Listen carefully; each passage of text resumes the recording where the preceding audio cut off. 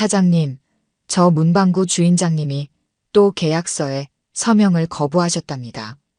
재개발 추진단 직원의 보고를 들으며 강민우 차장은 창밖을 내다보았습니다. 햇살 바랜 골목 끝자락, 낡은 간판을 단 문방구가 보였습니다. 꿈꾸는 문방구라는 그 초라한 간판은 마치 시간이 멈춘 것처럼 그 자리를 지키고 있었습니다. 다른 건물주분들은 모두 동의하셨는데 저분 때문에 전체 일정이 미뤄지고 있습니다. 민우는 책상 위 도면을 바라보았습니다. 화려한 복합문화 공간이 들어설 이 자리에 반색이 묵은 문방구 하나가 발목을 잡고 있었습니다. 제가 한번 만나보겠습니다. 열정적인 신입사원 시절부터 쌓아온 성과들이 스쳐 지나갔습니다. 최연소 차장 승진, 지난해의 도시재생상 수상, 그리고 이번 프로젝트까지 그의 앞길을 가로막는 것은 아무것도 없었습니다. 아니, 지금까지는 그랬습니다. 민우는 천천히 골목을 걸어 내려갔습니다. 늦은 봄의 햇살이 따스했지만 좁은 골목은 여전히 서늘했습니다. 어릴 적 할아버지 손을 잡고 걷던 골목길이 떠올랐습니다. 할아버지, 전쟁 때 이야기 또 해주세요. 그래, 내가 죽을 뻔했을 때 날 구해준 전우 이야기 말이구나. 문득 할아버지의 목소리가 귓가에 맴돌았습니다. 전쟁 이야기를 들려주시던 할아버지의 눈빛이 왜 이토록 아련하게 떠오르는 걸까요?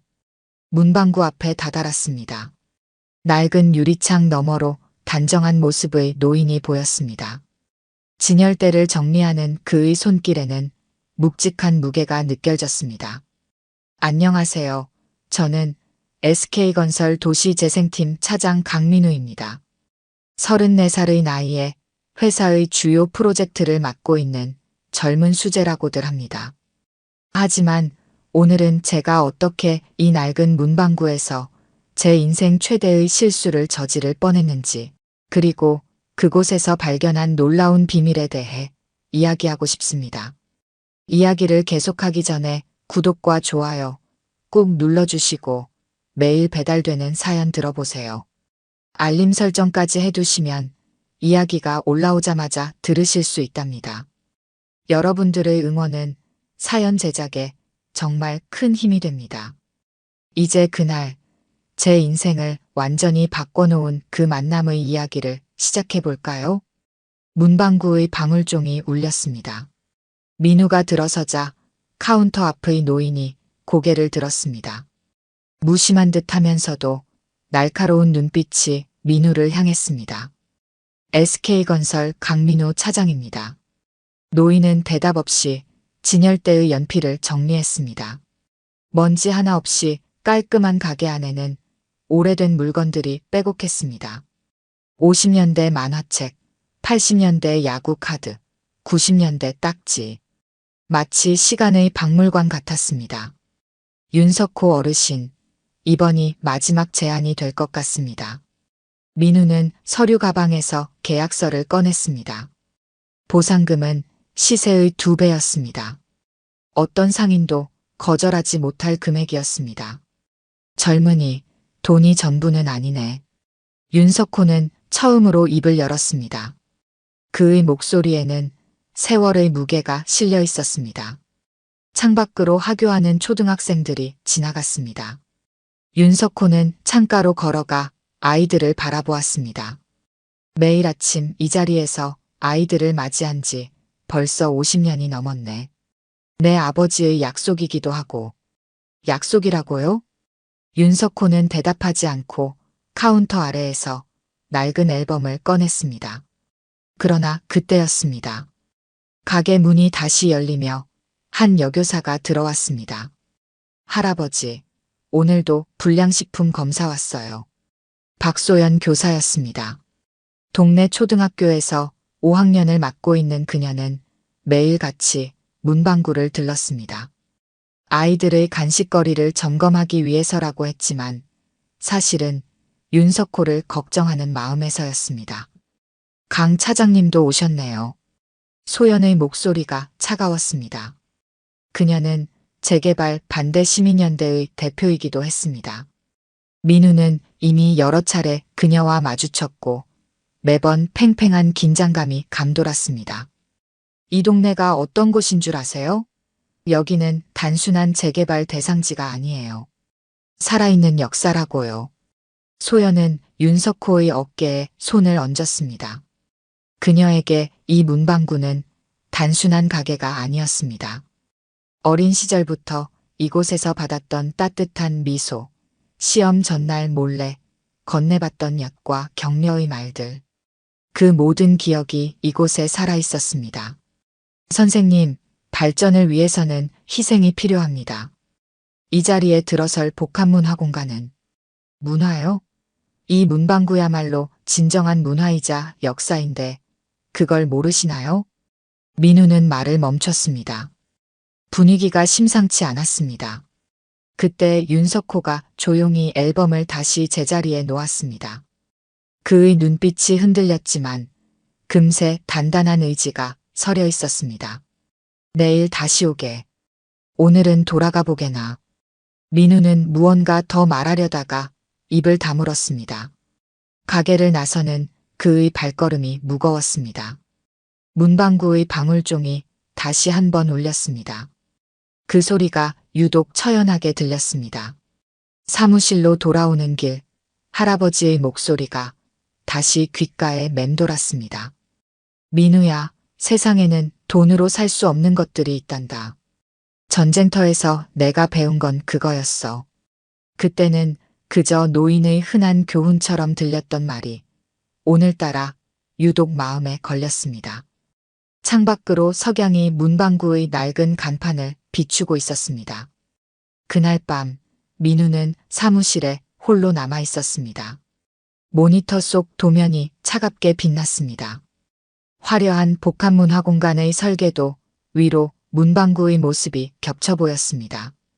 책상에는 아까 준비해둔 행정대 집행 서류가 놓여 있었습니다. 내일이면 문방구 철거 명령이 떨어질 서류였습니다. 민우는 천천히 일어섰습니다. 하늘에는 보름달이 떠 있었습니다. 할아버지와 윤도진 일병이 처음 만났던 그날처럼 밝은 달이었을까요? 그날 밤 민우는 사무실에 홀로 남아 있었습니다. 서류 더미 속에서 행정대 집행 문서를 만지작거리던 그의 손이 문득 멈췄습니다. 책상 서랍 깊숙한 곳에서 할아버지의 낡은 수첩이 보였습니다. 할아버지가 돌아가시기 전 민우에게 남긴 유일한 물건이었습니다. 민우야, 이 수첩은 내가 꼭 필요할 때 열어보거라. 그때는 이해할 수 없었던 할아버지의 마지막 말씀이 떠올랐습니다. 수첩을 집어드는 손이 묘하게 떨렸습니다. 첫 장을 넘기자 바랜 사진 한 장이 나왔습니다. 6.25 전쟁 당시의 사진이었습니다. 젊은 군인 둘이 어깨를 맞대고 환하게 웃고 있었습니다. 그중 한 명은 분명 젊은 시절의 할아버지였습니다. 사진 뒷면에는 희미한 글씨가 적혀 있었습니다. 1951년 2월 강인호와 윤도진, 강원도 인제에서 내 생명의 은인이자 영원한 전우와 함께. 일기는 그날부터 시작되었습니다. 1951년 2월 15일. 오늘 윤도진 일병이 내 목숨을 구해주었다. 새벽 정찰 중 적의 기습 공격이 있었다. 도진이가 먼저 발견하고 나를 밀쳐냈다. 그 총알은 내가 맞았어야 했는데 도진이가 대신 어깨에 부상을 입었다. 눈보라가 휘몰아치는 한겨울밤 그를 업고 야전병원까지 걸었다. 도진이는 피를 흘리면서도 내내 웃었다. 인호야, 나 장사꾼이 될 거야. 전쟁이 끝나면 동대문에서 제일 큰 가게를 열 거라고. 그의 꿈을 들으며 나도 약속했다. 나는 공무원이 될 거야. 내가 장사할 때 도와줄 수 있게. 1951년 4월 3일. 도진이가 나를 또 살렸다. 이번에는 수류탄이었다. 귀가 멍멍한데도 그는 또 웃었다. 이제 2번이나 내 목숨을 살렸으니 나중에 내 가게에서 평생 외상을 해야 할 거야. 전쟁터에서도 그의 웃음은 늘 따뜻했다. 1951년 12월 24일. 크리스마스 이브인데 포탄 소리가 유난히 거세다. 도진이가 주머니에서 사탕 하나를 꺼냈다. 어디서 구했는지 모를 딱딱한 캐러멜이었다. 반으로 나눠 먹으며 약속했다. 전쟁이 끝나면 꼭 다시 만나자고. 서울에서 그의 가게 개업식에 꼭 가기로 했다. 1953년 8월. 드디어 휴전이다. 도진이와 마지막으로 만났다. 그는 여전히 웃고 있었다. 인호야, 내가 먼저 가게를 차릴 테니 꼭 찾아와. 나도 약속했다. 공무원이 되어 성공하겠다고. 서로의 꿈을 응원하며 헤어졌다. 민우는 숨을 깊이 들이마셨습니다. 여기서 일기는 잠시 끊겼다가 20년 후인 1972년에 다시 시작되었습니다. 1972년 5월. 20년 만에 도진이를 찾았다. 이제는 서기관이 되어 그와의 약속을 지키러 갔는데 도진이는 이미 세상을 떠났다고 한다. 폐병으로 고생하다가 4년 전에 그의 아들 석호를 만났다. 20살의 청년인데 아버지를 꼭 닮았다. 할아버지의 꿈을 이어 문방구를 하고 있었다. 동대문은 아니었지만 이 조용한 골목에서 도진이의 꿈이 이어지고 있었다. 석호는 말했다. 아버지가 돌아가시기 전 이 자리를 꼭 지키라고 하셨다고. 언젠가 찾아올 사람이 있을 거라고. 그제야 알았다. 도진이도 끝까지 나를 기다렸구나. 하지만 난 너무 늦게 찾아왔다. 석호에게 아무 말도 하지 못했다. 그저 멀리서 지켜보기로 했다. 이제라도 도진이의 아들을 지켜주는 것이 내가 할 수 있는 마지막 도리일 것 같았다. 마지막 장에는 떨리는 글씨체로 쓰여 있었습니다. 2000년 3월 마지막 일기. 이제 내 시간도 얼마 남지 않은 것 같구나. 민우야, 내가 이 수첩을 읽게 된다면 부탁이 있다. 도진이의 아들 석호를 찾아가 주거라. 내가 하지 못한 이야기를 전해주어라. 그리고 그 자리를 지켜주어라. 그곳은 단순한 가게가 아니란다. 우리의 약속이고 기다림이고 한전우의 마지막 꿈이니까. 민우의 눈에서 뜨거운 것이 흘러내렸습니다. 책상 위의 행정대 집행 서류가 흐릿하게 보였습니다. 창밖으로 보이는 도시의 불빛이 마치 전쟁 때 할아버지가 보았을 포화처럼 번쩍였습니다. 그제야 이해했습니다. 윤석호가 그토록 자리를 지키는 이유를. 그리고 할아버지가 평생 공직자의 길을 고집하셨던 이유를. 그것은 전우와의 약속이었고 죽음의 순간에 나눈 캐러멜처럼 달콤하고도 절절한 우정이었습니다. 새벽녘 민우는 문방구 앞에 서 있었습니다. 가로등 불빛 아래 낡은 간판이 희미하게 보였습니다. 창문 너머로 불이 켜져 있었습니다. 윤석호는 이른 아침부터 가게를 정리하고 있었습니다. 문을 열자 방울소리가 울렸습니다. 윤석호는 고개를 들었습니다. 민우의 손에는 낡은 수첩이 들려 있었습니다. 할아버지의 전우이자 은인이셨던 윤도진 일병의 아들이시죠. 윤석호의 손에서 걸레가 떨어졌습니다. 50년 가까이 지켜온 비밀이 한순간에 드러난 것처럼 그의 어깨가 떨렸습니다. 강인호 중사의 손자였구나. 민우는 수첩을 내밀었습니다. 윤석호는 떨리는 손으로 사진을 꺼냈습니다. 젊은 시절 아버지의 모습에 그의 눈시울이 붉어졌습니다. 아버지는 늘 말씀하셨지. 이 자리를 꼭 지키라고. 언젠가 찾아올 사람이 있을 거라고. 윤석호는 카운터 아래에서 오래된 상자를 꺼냈습니다. 그 안에는 바랜 편지 한 통이 있었습니다. 아버지가 돌아가시기 전날 쓰신 편지라오. 민우는 조심스레 편지를 펼쳤습니다. 사랑하는 아들 석호에게. 나는 평생 후회 없이 살았다. 다만 한 가지, 강인호 중사를 끝내 찾지 못한 것이 한이 된다. 그는 나의 전우이자 영원한 벗이었다. 내가 그를 위험에서 구한 것이 자랑스럽구나. 그날 적의 총알이 그를 향해 날아올 때 나는 망설임 없이 그를 밀쳐냈다. 대신 맞은 내 어깨의 상처는 지금도 영광의 훈장과도 같다. 이 가게는 단순한 장사의 공간이 아니다. 약속의 장소이자 기다림의 증표이다. 내가 이루지 못한 꿈이기도 하다. 석호야, 부탁한다. 이 자리를 지켜다오.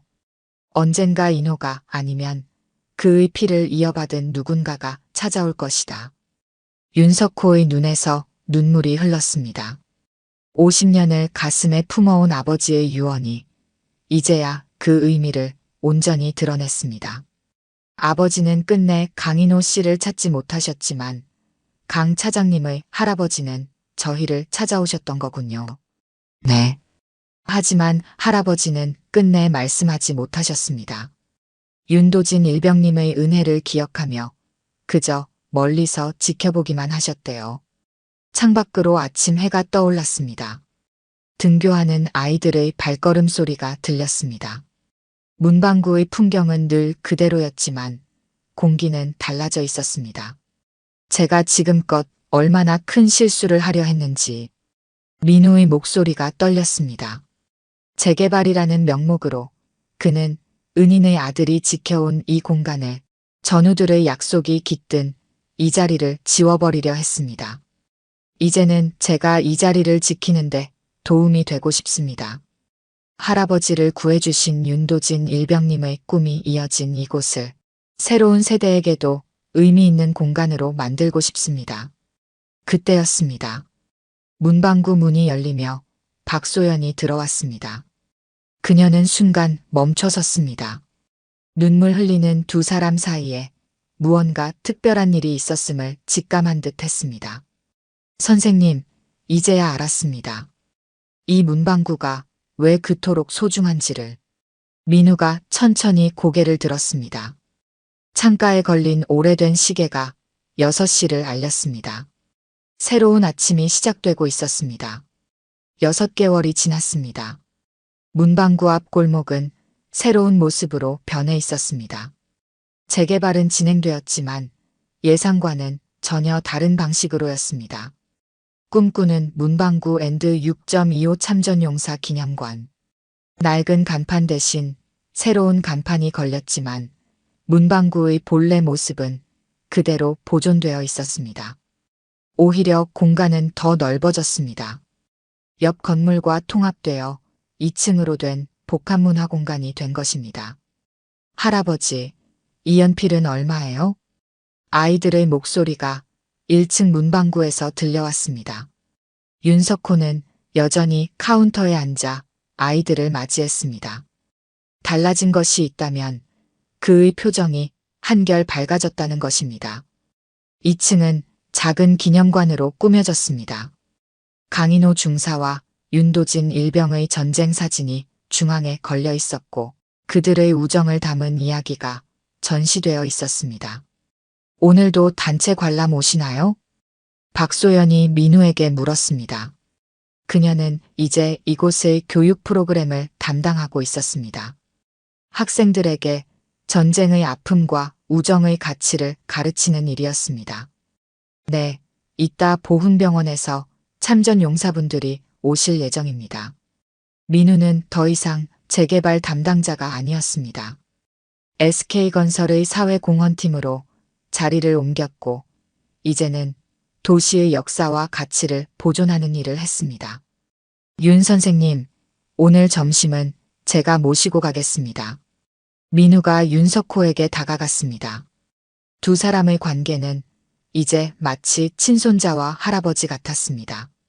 그래, 가기 전에 이것 좀 보고 가자꾸나. 윤석호는 서랍에서 낡은 앨범을 꺼냈습니다. 그의 아버지가 남긴 또 다른 사진들이었습니다. 이 골목이 처음 생길 때 모습이란다. 아버지가 찍어두신 거지. 사진 속에는 새하얀 눈이 쌓인 골목이 보였습니다. 젊은 윤도진이 문방구 앞에서 환하게 웃고 있었습니다. 그때 아버지가 말씀하셨어. 석호야, 가게는 단순한 장사 공간이 아니야. 사람과 사람을 이어주는 다리란다. 이제야 그 말씀을 진정으로 이해하겠네. 창 밖으로 단풍이 물들어가는 풍경이 보였습니다. 골목 어귀에는 새로 심은 은행나무가 서 있었습니다. 앞으로 수십 년간 이 자리를 지켜줄 나무였습니다. 참, 이번 주 토요일에 고아원 아이들 방문하는 거 잊지 않으셨죠? 박소연이 일정표를 확인했습니다. 매주 토요일이면 이곳에서 특별한 행사가 열렸습니다. 고아원 아이들에게 무료로 학용품을 나눠주고 전쟁 영웅들의 이야기를 들려주는 시간이었습니다. 그럼요. 이번에는 특별히 준비한 게 있습니다. 민우가 가방에서 한 권의 책을 꺼냈습니다. 전우의 약속이라는 제목이었습니다. 할아버지와 윤도진 일병의 이야기를 동화로 만든 것이었습니다. 우리가 어른이 되어서도 이 이야기를 기억했으면 해서요. 해가 저물어 갔습니다. 문방구의 불빛이 하나둘 켜졌습니다. 70년 전 두 젊은 군인의 약속으로 시작된 이야기는 이제 새로운 세대의 이야기가 되어 계속되고 있었습니다. 가게 안에는 여전히 옛날 과자 냄새가 가득했고 어린이들의 웃음소리가 끊이지 않았습니다. 강인호와 윤도진이 꿈꾸었던 그 평화로운 일상이 바로 이런 모습이었을 것입니다. 할아버지, 우리가 지켜냈습니다. 민우는 마음속으로 중얼거렸습니다. 하늘에는 저녁 노을이 붉게 물들어 있었습니다. 마치 두 전우가 환하게 웃으며 이들을 내려다보고 있는 것만 같았습니다. 오늘 들려드린 이야기가 여러분의 마음에 작은 울림이 되었기를 바랍니다. 아까 깜빡하신 분들이 계셨다면 좋아요와 구독 부탁드려요. 다음 사연을 들려드리는데 큰 힘이 된답니다. 그리고 여러분의 이야기도 댓글로 들려주세요. 다음 이야기 때 또 뵙겠습니다.